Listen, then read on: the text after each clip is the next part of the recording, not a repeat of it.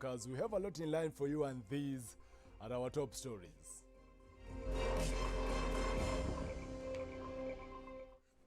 GSU officers guarding Deputy President William Ruto's official residence in Karen have been withdrawn and replaced by administration police officers.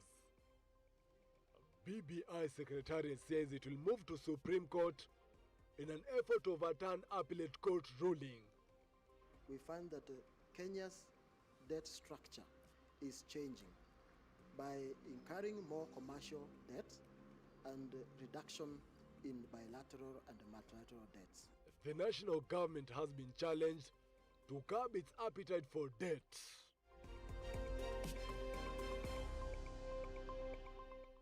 Well, talk to us via social media platforms as Switch TV Kenya, Joel Chacha M on Twitter, as well on Facebook, Switch TV Kenya and Joel Chacha. Send in an SMS via 111 We begin with matters politics.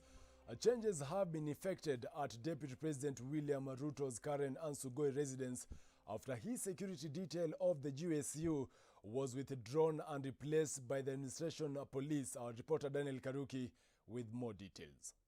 In what seems as an escalation of the rift between the President Uhuru Kenyatta and his deputy William Ruto, days after he asked him to resign, the General Service Unit Guard GSU protecting the DP's official residence in Karen, Nairobi, and his Sugoi home was withdrawn in unclear circumstances and replaced by the administration police at around midday. According to reports from the Deputy President's office, they received information by the security officer in charge of General Service Unit attached to his official residence in Karen that he had received verbal instructions to withdraw all GSU officers effective 2 p.m. today. In a statement by DP's Communications Secretary David Mugonyi, they have not received any explanation of the change of guard, which he says has been extended to all of Ruto's residences. The statement further reads in part that the Office of the Deputy President has written to the Inspector General of Police seeking an explanation of the change. However, in a rejoinder by the National Police Service Unit of Kenya at around 5:17 p.m., the Security of Government Buildings Unit has been deployed to provide general security to the official residence of the Deputy President from GSU, further stating it is a normal reassignment of duties within the National Police Service Unit to enhance efficiency and effectiveness. Nairobi Senator Johnson Sakaja in a tweet asks the Inspector General of Police, and I quote, to leave politics to politicians. Withdrawing the GSU from protecting the Deputy President of the Republic of Kenya is unlawful, unnecessary and reckless. The IG and CS Interior should stop such games.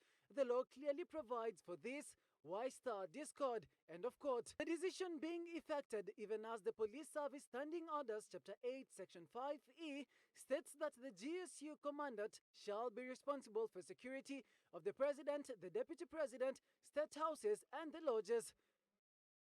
This, however, is not the first direct jab by the President to his deputy. In May 12, 2020, Senators Kipchumba Murkomen and Susan Kihika lost their leadership positions in the Senate, a move that trickled down to other leaders allied to the Deputy President who lost their committee positions. The President also, during the launch of the BBI at Bomas of Kenya, publicly ridiculed his deputy for focusing on the 2022 general elections, among other rifts. Daniel Karuki for Switch TV News. Moving on, 9 people, including 2 Chinese nationals, have been killed today after a tower crane crumbled at a construction site in Nairobi's Kilimani area. The Chinese company undertaking the construction say the crane came crashing down as the technicians were decommissioning it. 9 technicians, 7 of whom were Kenyan nationality and 2 of Chinese nationality.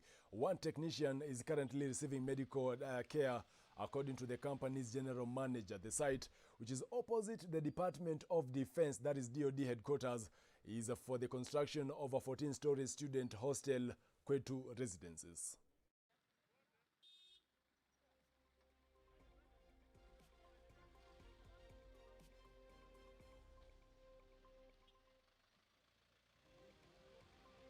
And back to our focus on matters politics, the Building Bridges Initiative Secretariat has announced that it will move to the Supreme Court to challenge the Court of Appeal's decision that annulled the bill. This comes barely a week after the Court of Appeal upheld the High Court's decision that BBI is unconstitutional, null and void. A very own Flora Limuki with this story.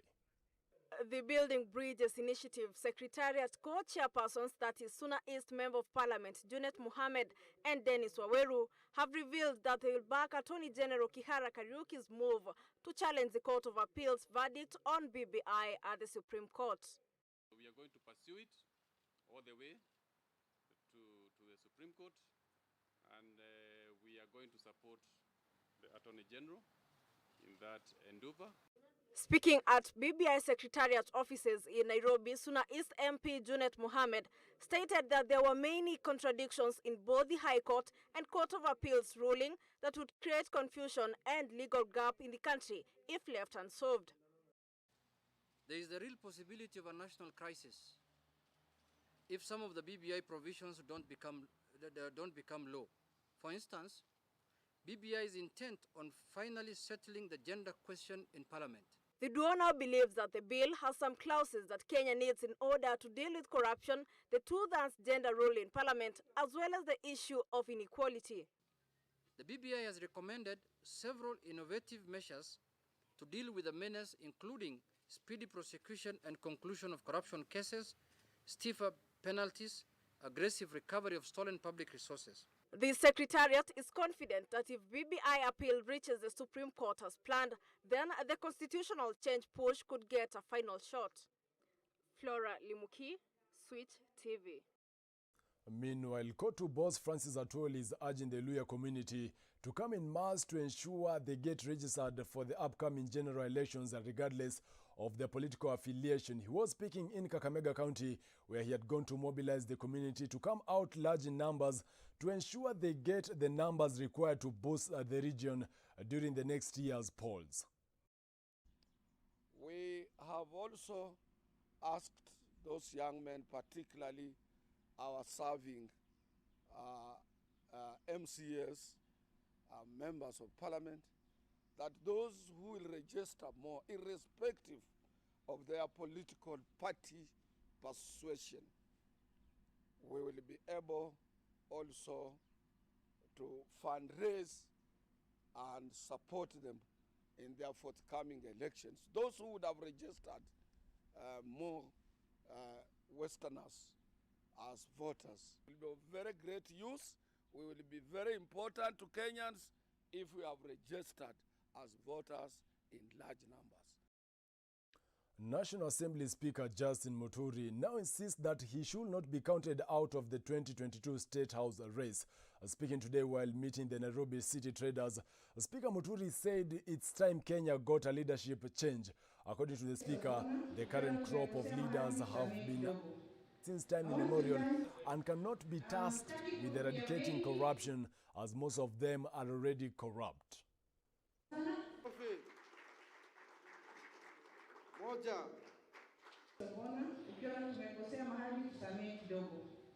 I want to thank also kwa heshima kubwa sana. My request to Kenyans is to join me in this journey of restoring dignity, discipline, and order in the country. Will you join me in this journey?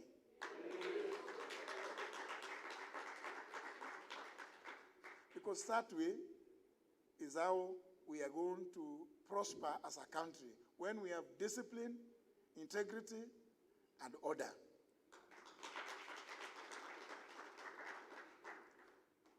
This was just a consultative meeting. There will be many more. Nitakuja pia kule sasa, unajua sasa tumejuana leo. Sasa nikitembea katika vitongoji vyote mtanikaribisha. On to other news, the clergy have today reprimanded what they call the unfair playground set by the government in the implementation of measures set against COVID-19 in the country. The Evangelical Alliance of Kenya are now urging the government to avoid double standards with the several political rallies which are now becoming super spreaders. Sheila Ngetich with the details.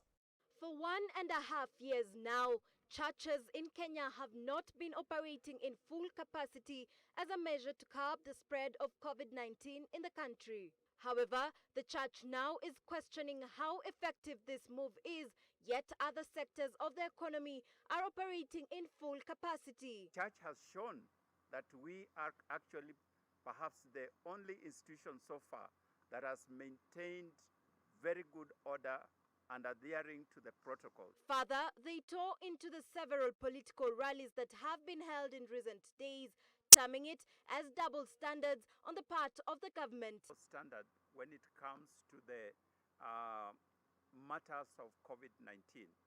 On the one hand, we see a situation where the matatus are being allowed to carry passengers full capacity. While talking on the ongoing vaccination in the country, they say they are against how the government has compelled civil workers forcefully to take the job. It's extremely difficult for matters of conscience to force or coerce individuals to take. Meanwhile, the country has recorded 817 new positive cases in the last 24 hours, bringing the positivity rate to stand at 12.9%. Sheila Ngetich, Switch TV.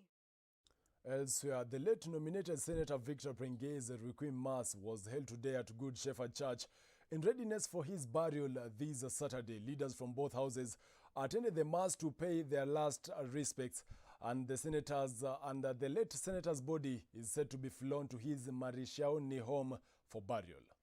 Watu wa Baraka mmesaidia sana, and you've always... Family, friends and fellow politicians gathered at the Good Shepherd Church in Nairobi today for the Requiem Mass of the late nominated Senator Victor Prenge. Prenge, who was elected under the Jubilee Party, succumbed to injuries following an unfortunate road accident last week. Watu wamesema ulikuwa kidogo kidogo. Various leaders, led by nominated Senator Millicent Omanga and Nakuru Senator Susan Kihika, led the legislators in giving their last respects, terming the late as a very calm and passionate individual. It's very, very sad. As a Senate, we have been very unfortunate. This is the fourth senator we are losing, which is 6% out of 67. So we don't really know, but we had our plans for post-2022. And I'm just sad that we won't be able to get that to fruition. But as he goes, I pray that his soul may rest in peace. Leaders from both the Senate and National Assembly were all present, including Kenneth Lusaka, Moses Wetangula, Samuel Pogisio, and other senators to pay their respects. Prenge has left behind 2 wives and 3 children. Tazamunga, Switch TV. Away from that, the Departmental Committee on Administration and Security has been questioned in regards to the recent police killings of youth. These among the efforts being made to ensure the killings are stopped and those responsible are held accountable, as Scott Muriuki reports. An alarming number of young people have lost their lives in the past few months at the hand of police officers. As a result, the Departmental Committee on Administration and Security was questioned in Parliament on efforts being made to curb the killings. Could the chairperson explain what measures the government has taken to inquire into the matter to ensure such incidences are handled with urgency? Interior Security Cabinet Secretary Fred Matiang'i is expected to respond after the current recess ends and Parliament is convened once again. I expect the CS to come and respond to it. Gideon Keter, the nominated member of Parliament representing the youth, has stated that some of these officers are usually under the influence of drugs and there is need to train the officers on how to be reasonable and not resort to violence. Kuna polisi wengine wako under influence of drugs and they are the peddlers of drugs again. Hiyo tunajua. Na many cases we have raised those concerns. Police are now having to face the consequences of their actions, with this legislation being one of the efforts being made to curb the killings, after 6 officers were arrested and charged with the murder of the Kenjo Koma brothers in Embu 2 weeks ago. The recent killings of the youth all over the country by police has sparked a lot of debates on what can be done to stop this debacle. Reporting for Switch TV News in Nairobi, I'm Scott Murioki. Well, keep the conversation going via social media platforms as Switch TV Kenya, Joel Chacha M on Twitter, as well on Facebook, Switch TV Kenya and Joel Chacha. We now take a short commercial break. We'll be back with more. Stay tuned.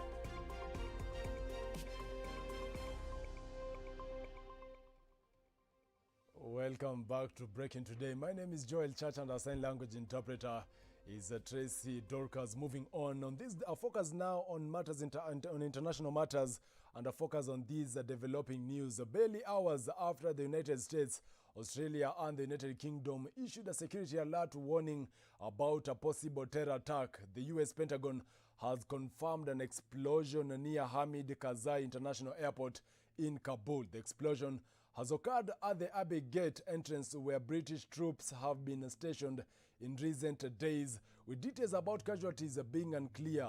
The White House has confirmed that President Joe Biden has been briefed on developments, as Lillian Maina now reports. The U.S. Embassy in Kabul issued an alert advising its citizens to avoid the airport at all costs, saying that those already at the gates should leave immediately while failing to specify the exact security threat. The British Foreign Office, alongside Australia's Department of Foreign Affairs and Trade, have issued a similar advisory asking its citizens in the area to move away to a safer location, adding that there is an ongoing high threat of a terrorist attack. While Western troops inside the airport have been working feverishly to keep the evacuation moving as fast as possible, Taliban fighters are guarding the perimeter outside where thousands of people have thronged, trying to flee the country rather than stay in a Taliban-ruled Afghanistan. Security officials say they are increasingly afraid of the possibility of an attack by the ISKP group, which security officials consider to be a rival of the Taliban in Afghanistan. Meanwhile, there is a mounting humanitarian crisis in the country, with the World Food Programme saying that about 14 million people are facing severe hunger in the nation of about 39 million people. For Switch TV, I'm Lillian Maina. Still a focus in that particular story, Taliban guards have been posted at the National Museum of Afghanistan to protect its valuable collection of cultural artifacts and relics from theft and looting. According to the director of the museum, after the Taliban took control of Kabul on August 15th, The National Museum of Afghanistan released a statement on its official social media account urging security agencies, international organizations, and the Taliban to pay attention to the security of the museum. Our very own Apollo James with more. Taliban officials later met with the National Museum of Afghanistan on August 18th and promised to protect the museum and its collection, and dispatched a group of personnel tasked with armed patrol to prevent theft and looting, according to a quote from the museum's director, Mohammed Fahimi Rahimi. So far, the Taliban have not announced their future plans regarding the museum located in the south of Kabul. The National Museum of Afghanistan was built in 1919 and officially opened in 1924. As a highly prestigious museum, the National Museum of Afghanistan at its peak housed more than 100,000 objects, including 4,000-year-old Bronze Age gold and silverware and over 20,000 pieces of gold jewelry left by noblemen more than 2,000 years ago. In the late 1980s, the National Museum of Afghanistan moved its most precious artifacts and relics into 6 safe deposit boxes in the vault beneath the country's central bank to protect them from the threat of war. The artifacts survived looting and the destruction during the Civil War and were back on display in May 2004. Since 2017, over 200 precious objects from the collection of the National Museum of Afghanistan have been displayed in several Chinese cities, including Beijing, Wuhan, and Chengdu. Apollo James, Switch TV.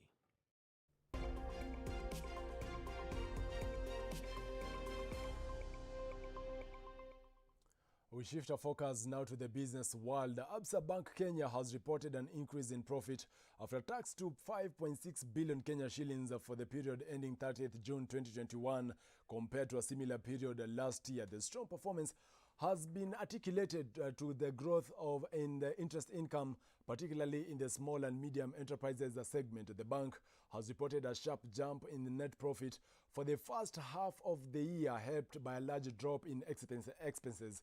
The bank had spent a cumulative 1.7 billion Kenya shillings in transitioning to the Absa brand from Barclays across the last 3 years, including an upgrade of key infrastructure and the launching of new products.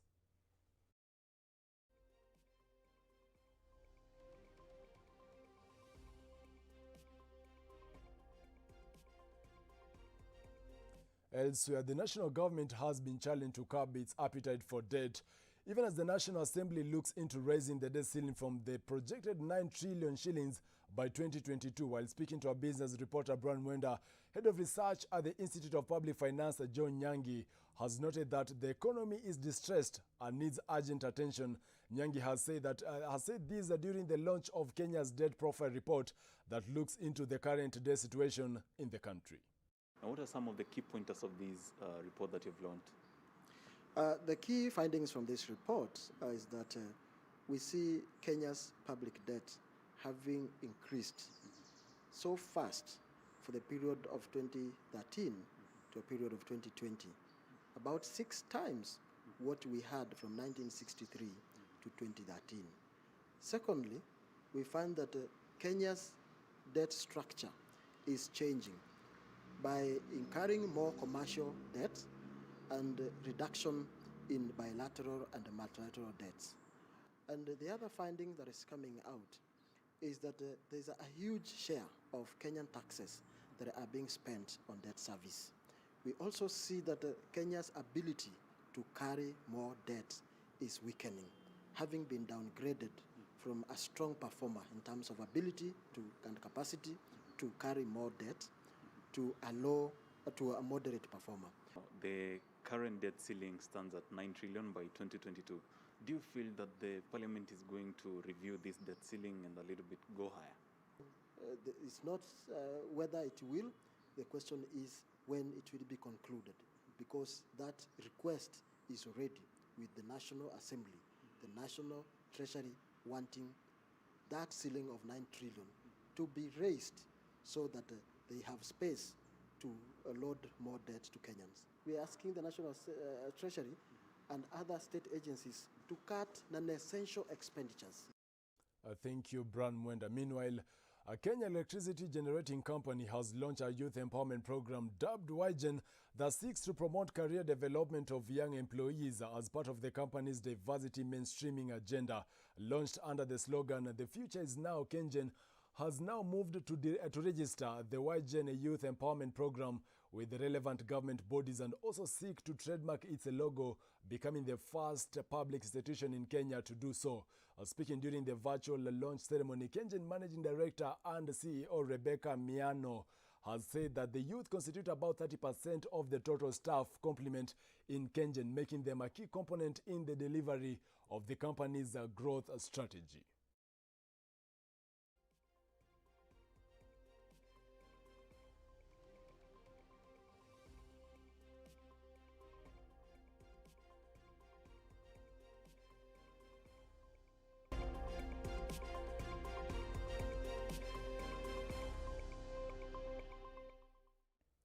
Time to now get sporty. Kenya's Helen Wawira finished a respectable 5th in her Paralympic Games, a powerlifting debut at the Tokyo International Forum this morning as China's Ling Ling Guo snatched gold with a near world record lift of 100 kilograms. The 29-year-old drew applause